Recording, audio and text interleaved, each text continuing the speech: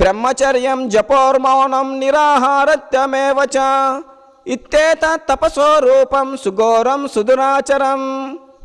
తపస్సు అనేది ఏ విధంగా ఉంటుంది? మరి ఈ తపస్సు అనేది మన గురుదేవులను చూసుకుంటే మనకు తెలిసిపోతుంది. బ్రహ్మచర్యము అఖండ బ్రహ్మచర్య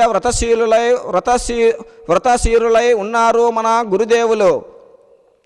జపము స్వాముల వారు 29 సంవత్సరములుగా కొండ గుహలో ఉంటూ అహర్నిశలు జపమును చేస్తూ ఉన్నారు.